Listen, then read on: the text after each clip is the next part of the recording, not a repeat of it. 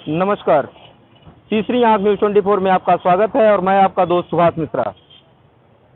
प्रदेश में बुलडोजर बहुत तेजी से दौड़ रहा है और बुलडोजर निरंकुश भी होता जा रहा है। जैसा कि अभी मुख्यमंत्री जी ने जल्द ही एक आदेश दिया कि किसी भी गरीब या किसी भी निर्दोष के ऊपर बुलडोजर ना चलाया जाए। लेकिन हमारे साथ एक लोग हैं, हमारे पीछे दिखाई पड़ेंगे आपको। ये देश की सेवा करने वाले वो शख्स हैं जो अपने परिवार के साथ देश की सेवा कर रहे हैं। इनके एक भाई और मिलिट्री में है और ये दोनों भाई देश की सरहद पर सेवा कर रहे हैं देश की।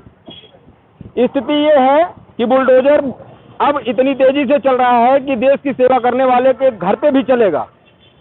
जैसा कि इन्होंने हमको बताया, अभी आप कैमरा है, कि इनके मकान को तोड़ दिया गया और एसडीएम साहब के द्वारा ना तो इनको कोई लिखित में सूचना दी गई और कुछ बताया तक नहीं गया। उसके बावजूद इनके मकान पे बुलडोजर चला दिया गया।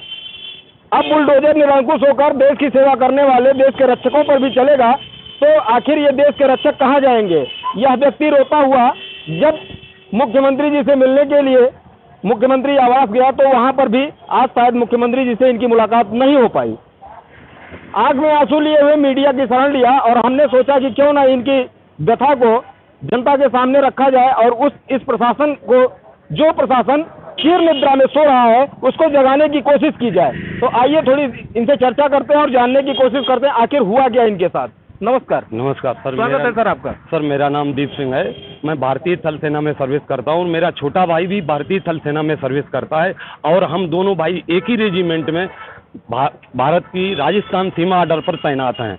और मेरा घर पे गांव वालों द्वारा मुझे 25/3/2022 को जी शाम को 4:30 से 5 बजे की तरफ बताया गया कि आपके घर के ऊपर SDM Chhibramau, CO Chhibramau, SHO Saurikh, नायब तहसीलदार छिबरामऊ, लेखपाल ग्राम किसई जगदीशपुर ने, जैसा कि आपने बताया आपका मकान तोड़ दिया गया, उसका कोई साक्ष्य है आपके पास? मेरे पास पूरे साक्ष्य हैं और वीडियो भी मेरे पास उपलब्ध हैं। जब मेरे गांव वालों ने उनसे नोटिस वगैरह मांगा तो उन्होंने कुछ भी नहीं दिया। बोला जब मैं यहाँ प्रेजेंट खड़ा हूँ तो किसी भी नोटिस की जरूरत नहीं है। मतलब अब प्रशासन के कोई अधिकारी अगर किसी जगह पे खड़े हो जाएंगे तो उसमें पेपर की जरूरत नहीं पड़ेगी। तो उन्होंने इस सब चीज से इसको मानते हैं आप? सर हो सकता है कि ऐसा कोई हिंदुस्तान में नया नियम बन गया हो जो प्रशासन अपनी मनमर्जी से किसी के भी घर पे जाकर बिल्डोजर चला दे। जबकि ये जो मकान मेरा निर्माणाधीन मकान था, ये मेरा बैनामाशुदा आराजी पर बना हुआ है, जिसका मामला जिला सिविल न्यायालय में विचाराधीन है, जिसकी अगली तारीख 20 मई 2022 को नियत है।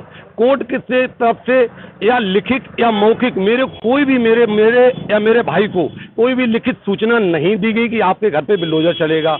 हमने 28/3/2022 को एसडीएम साहब को एक प्रार्थना पत्र दिया, उस पे आज तक कोई कार्रवाई नहीं हुई।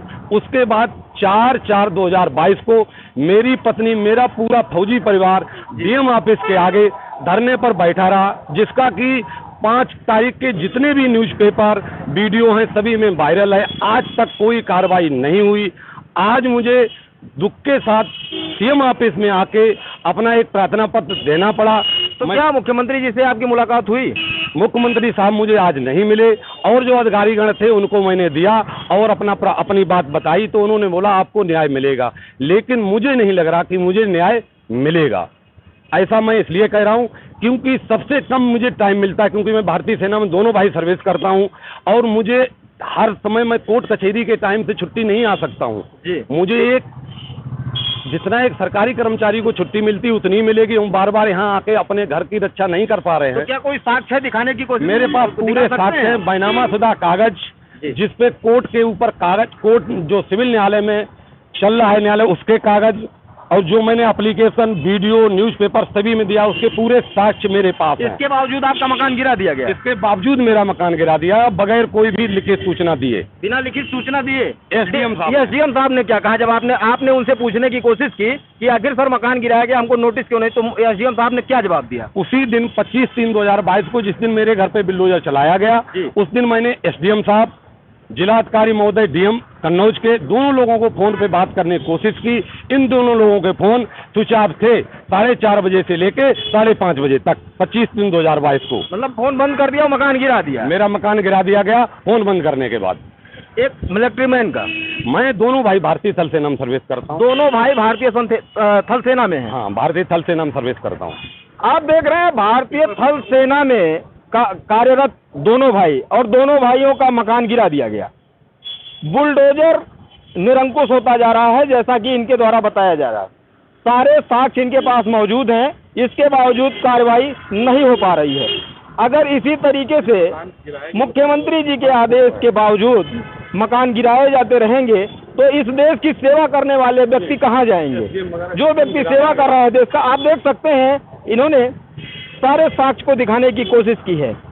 और ये भी कहना चाहेंगे, इस तरीके से अगर प्रताड़ित किया जाएगा तो जाहिर सी बात है कि देश की सेवा करने वाले व्यक्ति एक ना एक दिन स्वयं सोचेंगे कि जब हमारी रक्षा नहीं हो सकती और हमारे परिवार की सुरक्षा नहीं हो सकती तो जाहिर सी बात है उनको आघात पहुंचेगा और वो कहीं ना कहीं देश सेवा से भटक कर किसी और रास्ते पर जा सकते हैं। तो हमारा सिर्फ इतना निवेदन होगा माननीय मुख्यमंत्री जी से कि इन जैसे लोगों की पीड़ा को सुने, और जो इनके प्रशासन के लोग मनमौजियां कर रहे हैं अपनी मनमर्जी से, जिसका मन कर रहा है बुलडोजर चलाते जा रहे हैं उनके मकानों पर, ऐसी कार्रवाई नहीं होनी चाहिए। ये मुख्यमंत्री जी को सुनिश्चित करना होगा आज नहीं तो कल, क्योंकि अगर यही कार्रवाई किसी प्रदेश के कर्मचारी पर होगी तो क्या होगा। तो ऐसी तमाम खबरों को हम लेके आते रहेंगे और आपसे रूबरू होते रहेंगे। ऐसी तमाम खबरों को देखने के लिए हमारे चैनल को लाइक शेयर सब्सक्राइब करना ना भूलें। आप देख रहे थे सुभाष मिश्रा के साथ तीसरी आंख न्यूज़ 24। धन्यवाद।